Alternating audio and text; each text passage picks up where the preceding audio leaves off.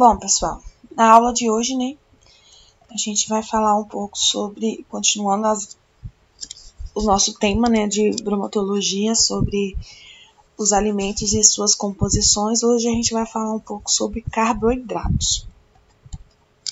Então, carboidrato, a gente tem um conceito que é a junção, de algumas moléculas, de algumas estruturas químicas, que é o que forma, a palavra carboidrato. Então, o termo carboidrato ele é derivado da terminologia hidratos de carbonos, que são determinados pela forma de uma molécula de carbono, vezes duas moléculas de hidrogênio e uma de oxigênio, que contém, no caso, carbono, hidrogênio e oxigênio, e o hidrogênio e o oxigênio, eles estão contidos na mesma proporção que a quantidade da proporção de água. Então, os carboidratos, eles são polihidroxaldeídos e polihidroxicetonas, ou seja, substâncias que liberam tais compostos para as hidrólises, Os carboidratos, eles são constituídos de 90% de matéria seca dos vegetais, e fornecem a maior parte, das calorias das dietas da população que a população humana precisa, Além disso, eles proporcionam texturas, e palatabilidade, e sabor desejáveis, que é conhecido, e reconhecido pelo poder do edulcorante. Os carboidratos que são mais utilizados pelo homem são o amido e a sacarose. Por isso, as plantas que contêm são as mais cultivadas e as mais consumidas, As plantas que contêm amido e sacarose são as plantas mais cultivadas e mais consumidas. Nos animais, a principal açúcar é a glicose. E o carboidrato também, gente, ele é uma fonte, ele pode ser uma fonte de reserva de glicogênio. Os glicídios, ou carboidratos que são representados para o organismo e que são mais apreciável e mais econômica fonte de energia. Então, os glicídios ou os carboidratos, eles são representando para o nosso organismo, uma fonte de energia econômica. Então, entre os poucos glicídios que se obtém dos animais, a gente pode citar alguns, que no caso é a lactose, açúcar do leite, e a frutose, que é açúcar do mel. Nas plantas, a grande variedade de carboidratos e o amido é excelência, o de reserva, o de maior consumo de carboidrato, de maior reserva de carboidrato. Então, das plantas, dos tipos de glicídios que a gente tem, que é utilizado dos carboidratos, a gente tem a lactose, a gente tem a frutose e o amido das plantas.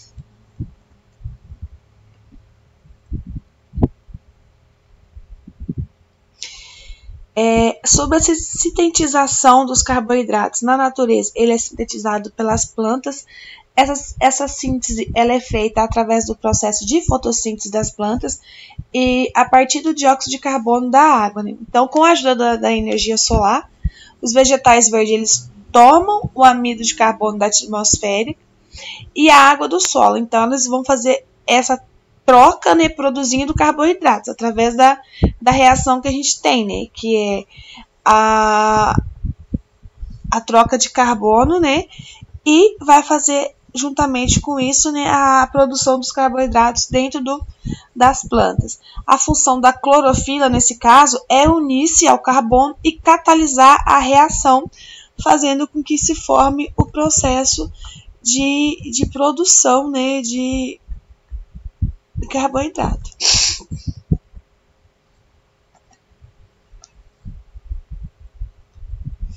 Quais são as funções envolvidas nesse processo? São fáceis combustíveis energéticos de que os animais necessitam para se desenvolver seus movimentos, representam 80% do total calórico utilizado pela humanidade, cerca de 75% a 80% deste valor é representado pelo amido. Nos Estados Unidos, do total calórico, 46% é representado pelo COH, que é 47% de amido e 52% de sacarose, 42% de lipídios, 12% de proteína. Os CHO complexos, eles devem ser hidrolisados, e os CHO simples podem, para serem absorvidos pelo organismo. Os CHO complexos, eles são hidrolisados, né? Eles, a partir da hidrólise, eles passam para CHO simples, e só aí eles conseguem ser, o nosso organismo consegue absorvê-los, né? Fornece também a energia para ser transformada em trabalho no nosso corpo e fornece calor para regular a temperatura.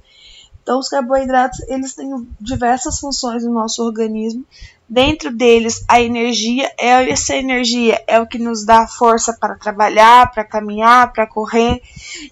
Quando vocês fazem uma dieta muito restrita de carboidrato, geralmente é normal a pessoa começar a sentir também um tipo de fraqueza, algum tipo de como se fosse preguiça mesmo. E também, mesmo quem não tem hábito de comer doce, passa a sentir vontade de comer doce, porque os carboidratos do nosso organismo, eles também, né, se transformam nas sacaroses, e uma vez restrita essa alimentação, acaba também baixando o nível de açúcar no nosso organismo. Então isso faz com que a gente tenha essa vontade de comer doce, essa preguiça inexplicável, e também ajuda, né, a fornecer a regulação da temperatura corporal do ser humano.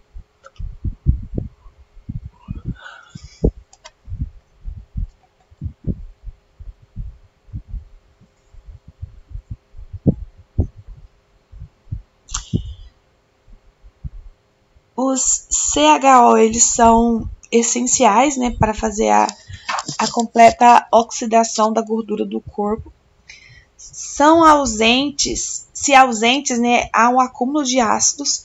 Então, o CHO, ele é o responsável por fazer a degradação dos ácidos graxos, dos ácidos saturados e insaturados no nosso organismo, uma vez que tem a ausência desse componente no nosso organismo, a gente vai ter um acúmulo de ácido no nosso organismo, causando acidose metabólica, né?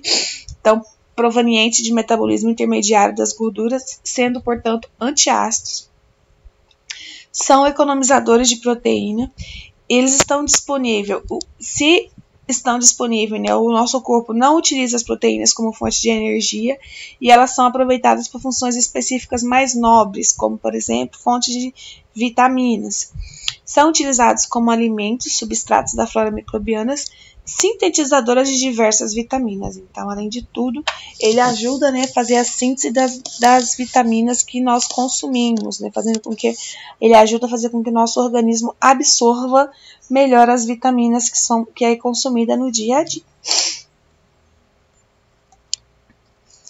São responsáveis pela reação de escurecimento em alimentos, propriedades realógicas na maioria dos alimentos de origem vegetal, no caso dos polissacarídeos, podem ser utilizados como adoçantes naturais e são utilizados como matéria-prima para alimentos fermentados. Então, a gente tem dentro da composição, né, dos CHO, a gente tem diversas funções que estão relacionadas, né, com o nosso bem-estar, com o nosso bem funcionamento do nosso organismo, né?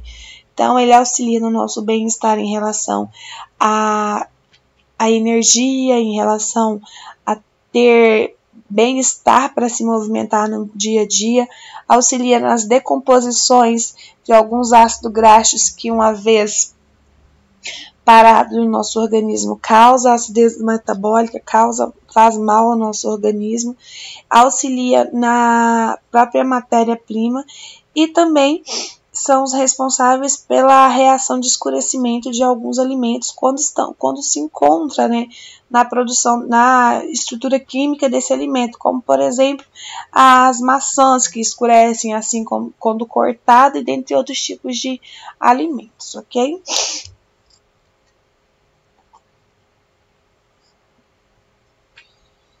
As propriedades dos carboidratos. Geralmente os carboidratos eles são sólidos, cristalinos, incolores e têm sabor doce.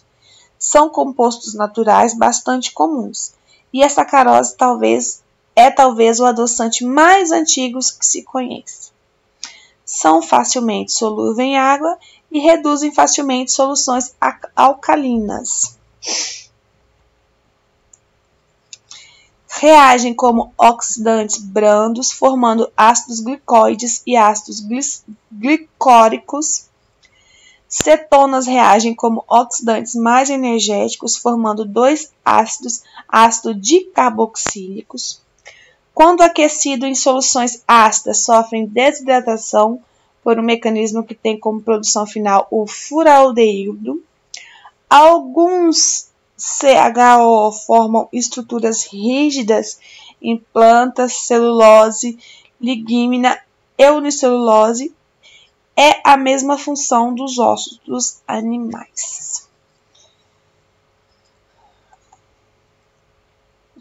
Os carboidratos nos alimentos constituem cerca de 3/4 do peso seco de todas as plantas terrestres e marinhas e estão presentes nos grãos, verduras, hortaliças, frutas e outras partes das plantas consumidas pelo homem. O homem consome o amido e a sacarose e as plantas que os produzem são as mais cultivadas. Na tabela do carboidrato de alimentos, o conteúdo do carboidrato tem sido dado como carboidratos totais pela diferença, ou seja, é a porcentagem de água, proteína, gordura e cinza subtraída de 100.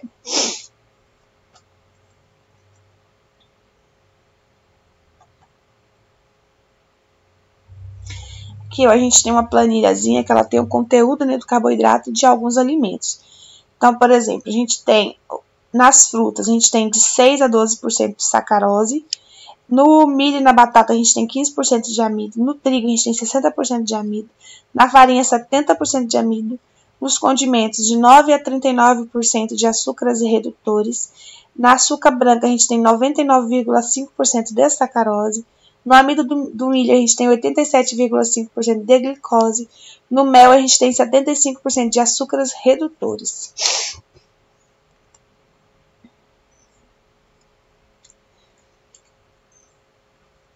Lipídios em alimentos. Compostos orgânicos formados por carboidrato e também podem possuir fósforo, sódio e nitrito, com predomínio de hidrogênio. Encontra-se em alguns organismos vivos, geralmente insolúveis em água e solúveis em solventes orgânicos, tais como éter etílico, éter de petróleo, acetona, clorofórmio, benzênio e álcools. Estes solventes eles são apolares, eles atacam a fração lipídica neutra, que inclui ácidos graxos livres, que podem ser mono, di e trissacarídeos. E alguns mais polares, como os fosfolipídios e os glicolipídios e esfingolipídios. Estróis, ceras, pigmentos lipossolúveis e vitaminas que contribuem com a energia na dieta. Podem ser extraídas apenas parcialmente, que ocorre em todas as células animais ou vegetais, de onde podem ser extraídos também como solventes orgânicos de baixa polaridade. Conteúdo médio dos lipídios em alimentos. Aqui a gente tem a tabelinha, com o percentual de lipídio de cada alimento. Na manteiga e na margarina a gente tem 81%. No molhos e saladas a gente tem de 40% a 70%. No leite fresco 3,7%. Leite em pó 27,5%. Nos sorvetes 12%. Nos cereais de 3 a 5%. Nas carnes de 16 a 25%, nos peixes de 1 a 20%, nos ovos 12%, no chocolate 35%, nas frutas, exceto do abacate que tem 26%, nas frutas a gente vai encontrar de 0,1 a 1% e nos vegetais de 0,1 a 1,2%. Quais são as suas funções? O consumo nos Estados Unidos é de 50 quilos por ano, cerca de 1.400 calorias ao dia, com 45% do consumo calórico diário. Nos países periféricos, o consumo é de 2 a 14 quilos por ano por pessoa, né? Valor energético de 9 calorias grama. Eles têm a função de transportar vitaminas lipossolúveis, A, D, E e K, favorece a absorção de cálcio, acúmulo causa, quando se usa em grandes quantidades, né? O acúmulo ele causa obesidade e todos os problemas que a gente sabe que vem recorrente da obesidade. Eles têm um efeito sobre o aroma e o sabor dos alimentos, maior palatabilidade dos alimentos. Ácido limoneico é essencial, produz o ácido araquimódio, precursor do hormônio chamado prostaglandina. Suas funções biológicas são importante fonte de calórica da dieta, né? Supre necessidades nutricionais específicas, como os ácidos graxos essenciais. Atuam no organismo como agente protetor e transportador das vitaminas lipossolúveis, como a gente já falou, A, D, E e K. Exerce função lubrificante. Contribui na ação de leveza pelo aprisionamento de ar nas massas e sorvetes. Atua ainda como agente transportador de calor nas frituras, contribui no paladar. Eles podem fornecer para... Os lipídios fornecem por queima no organismo, né? Calorias, gramas, contra 4 calorias, gramas de carboidratos e proteína, tornando-se uma das principais fontes de energia utilizada pelo homem. Numa dieta balanceada, cerca de 20% das calorias são fornecidas pelas proteínas, 40 a 60% pelos carboidratos e 20 a 30% pelas gorduras. Os lipídios, ao contrário dos açúcares, eles não possuem unidade química ou estrutural, né? Então, portanto, eles são um grupo de substância com grande variabilidade de grupos funcionais e de conformações químicas. A única característica comum a todos os lipídios é de serem solúveis em solventes orgânicos, como, por exemplo, o éter, o clorofórmio e o hexano, e ter baixa solubilidade em água.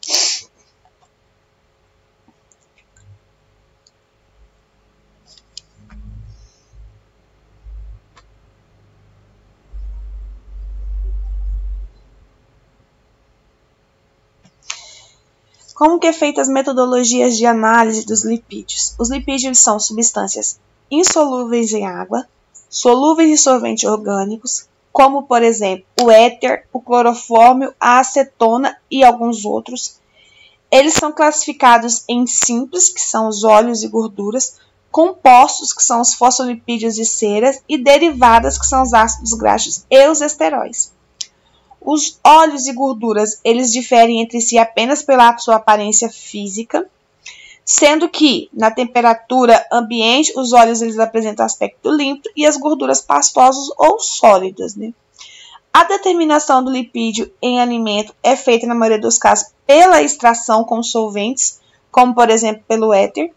Quase sempre se torna mais simples fazer uma extração contínua com aparelho tipo Soak-Let, seguida pela remoção por evaporação ou destilação dos solventes empregados.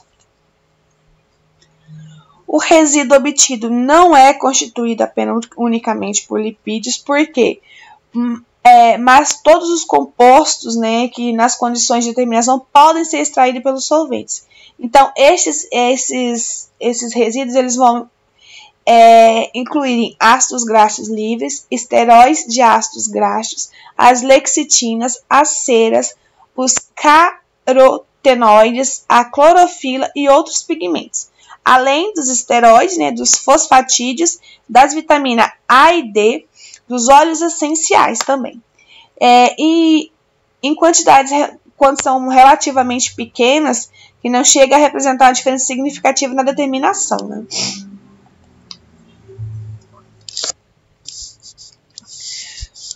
Os produtos em que as concentrações elas se tornam maior, a determinação terá a denominação mais adequada dos extratos éteros, né? Então, uma extração completa ela se torna difícil em produtos completamente alta, né?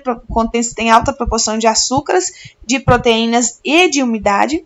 Então, em certos casos, pode ser aplicado outros métodos na determinação dos lipídios, tais como a extração dos solventes a frio, a hidrólise ácida ou alcalina. Gente, essas extrações aqui, a gente vai falar um pouquinho delas aqui na frente, mas também a próxima aula eu vou trazer nas próximos slides, né, vai ter mais coisas explicando, tá?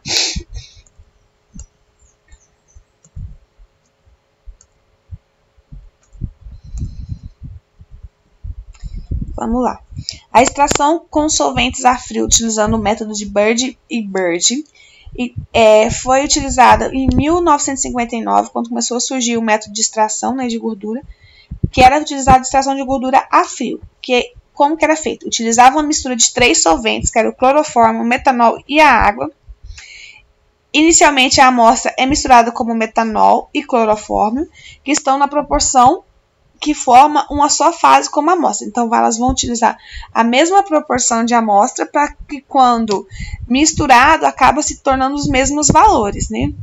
Em seguida, adiciona-se mais clorofórmio e água, de maneira a formar 2 fases distintas, 2 fases de clorofórmio e 2 fases de água.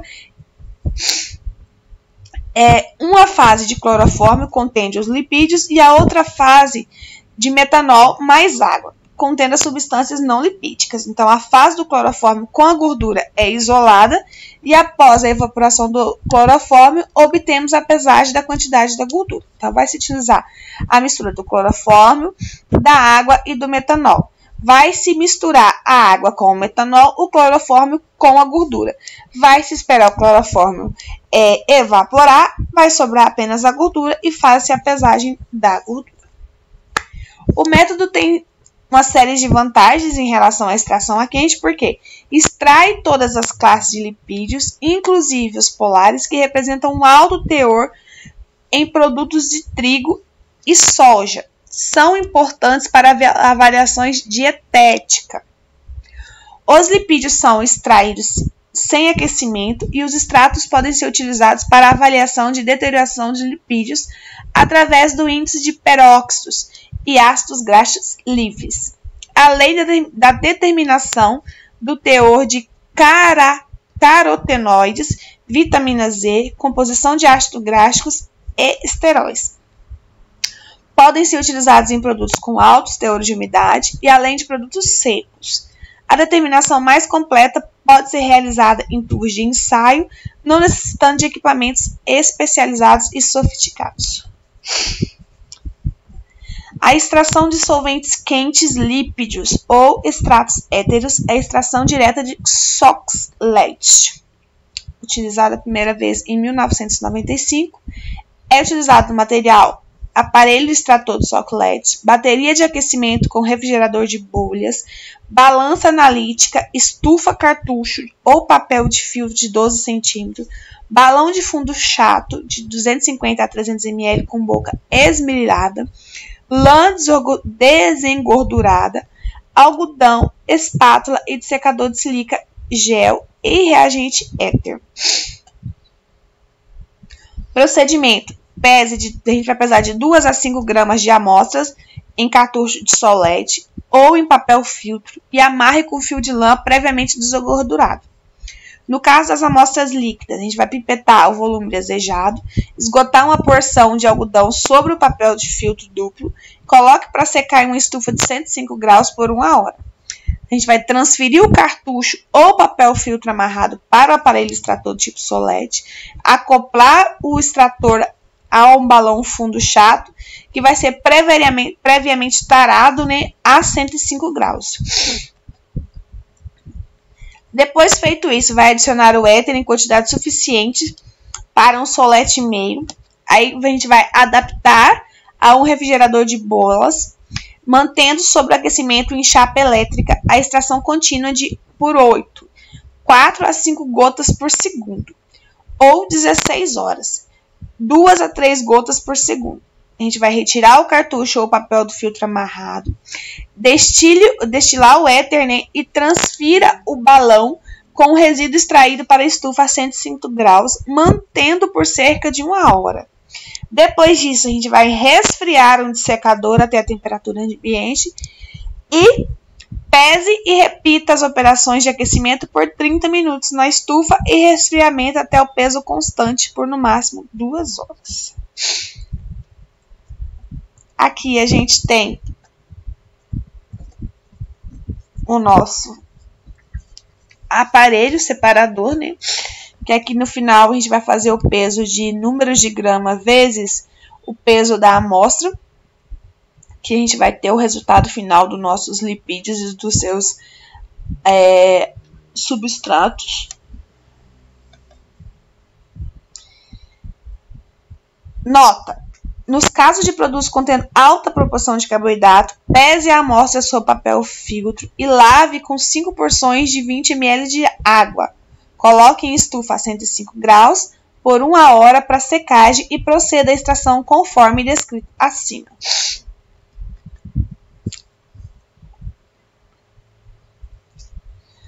As proteínas em alimentos. As proteínas, elas são maiores constituintes de todas as células vivas, né? Cada uma delas, de acordo com a sua estrutura molecular, tem uma função biológica associada às atividades vitais. Nos alimentos, além da função nutricional, as proteínas têm propriedade organoléptica e de textura. Elas podem vir combinadas com lipídios e carboidratos. Aí a gente tem aqui embaixo... eu não botei a tabelinha. Meu Deus. Que representava a quantidade de proteínas. Acabei não botando a tabela. Tá, a sua composição. São compostos de carbono, hidrogênio, oxigênio, nitrito e, frequentemente, enxofre. Muitas proteínas contêm ainda fósforo, ferro, cobre, magnésio e iodo. As proteínas, elas são constituídas de substâncias mais simples, os aminoácidos ou os ácidos animados, que possuem pelo menos um grupo de amina e um grupo de ácidos, né, que são as carboxilas. A classificação. São classificadas de acordo com seu valor biológico. As proteínas, elas podem ser divididas em 2 grupos, que são as proteínas complexas, que contêm todos os aminoácidos essenciais em quantidades suficientes e nas devidas proporções. Mantém a vida, promove o crescimento normal. Essas proteínas, elas são de origem animal, como as da carne, do leite, do queijo e dos ovos. E a gente tem as proteínas incompletas, que são aquelas que não possuem um ou mais aminoácidos essenciais, são incapazes de manter a vida ou de promover o crescimento quando constituem uma única fonte proteica. Essas proteínas, elas são de origem vegetais, como das leguminosas, dos cereais e dos legumes. Em uma dieta mista, as proteínas animais e vegetais se completam, tornando evidente a importância da variação na seleção dos alimentos.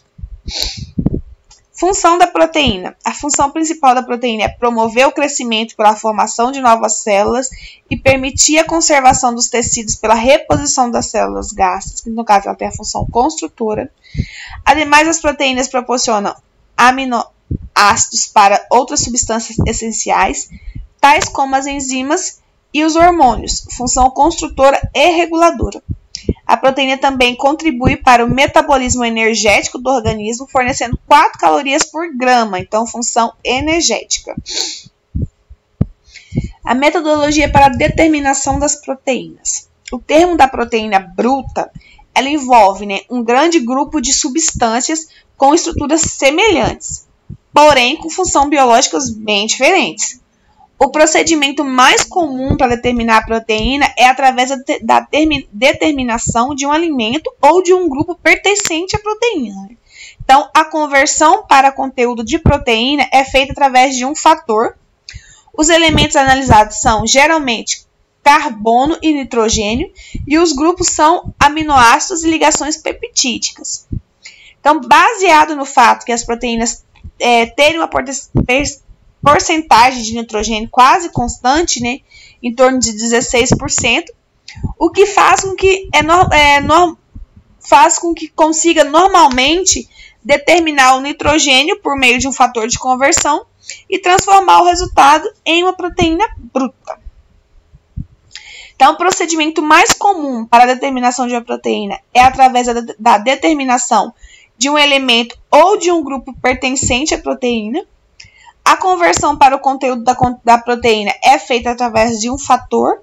Os elementos analisados são geralmente os carbonos ou nitrogênios e os grupos são aminoácidos e ligações peptídicas. O método de Kajal, ele faz a determinação, né, do número total de proteínas, né? Então, em 1995, o método foi proposto por Kajal, na Dinamarca, em 1883, quando estudava a proteína em órgãos. O método original sofre várias modificações, mas continua ainda sendo mais utilizado para a determinação de proteínas. Este método determina o número orgânico total e o número proteico e não proteico orgânico. Porém, na maioria dos alimentos, o número não proteico representa muito pouco no total. A razão entre o nitrogênio medido e as proteínas estimadas depende do tipo da amostra e de outros fatores também envolvidos ali, né? Por exemplo, no trigo, essa reação é afetada pela variedade, condição de crescimento e quantidade do tipo de fertilizante utilizado. Para converter o nitrogênio medido para a proteína, devemos multiplicar o conteúdo do nitrogênio por um fator arbitrário que representará um fator médio para o material em estudo, que é cerca de 5,7% para o trigo, 6,25% para alimentos em geral. Como que é feito esse procedimento? Utilizando a balança analítica, um frasco de Kajal de 500 a 800 ml, chapa elétrica ou manta aquecedora, balão de destilação, frasco de Erlenmeyer de 500 ml, buretas de 25 ml, espátulas de papel de seda, pipeta graduada de 25 ml ou pipetador automático. Reagente de ácido sulfúrico a 0,5, ácido bórico a 0,033, sulfato de cobre, sulfato de potássio, dióxido de titânio, solução de fermofitaleína vermelho de metil a 1%, hidróxido de sódio a 30%. Como que é feita para a digestão da amostra? Pese 1 grama da amostra em papel de seda, transfira para o balão papel mais amostra, adicione 25 ml de ácido sulfúrico e cerca de 6 gramas da mistura catalítica. Leve o aquecimento em chapa elétrica na capela até a solução se tornar azul esverdeada e livre de material não digerido, pontos preto. Aqueça por mais 1 hora, deixe esfriar na destilação, mergulhe a extremidade afilada do refrigerante em 25 ml de ácido bórico a 0,033, contido no frasco de Erlenmeyer de 500 ml com 3 gotas do indicador vermelho de metila. Adicione ao frasco que contém a amostra digerida, por meio de um funil com torneira, solução de hidróxido de sódio a 30% até garantir um ligeiro excesso da base. Aqueça a ebulição e destile até obter cerca de 250 a 300 ml do destilado. Titule diretamente a solução do hidróxido de amônio com a solução do ácido sulfúrico a 0,5, utilizando o indicador vermelho de metila. E assim a gente vai conseguir chegar ao resultado final. Aqui a gente tem alguns aparelhos que são utilizados, né, para fazer essas análises. E é isso, minha gente, sobre a aula de hoje. Até a próxima.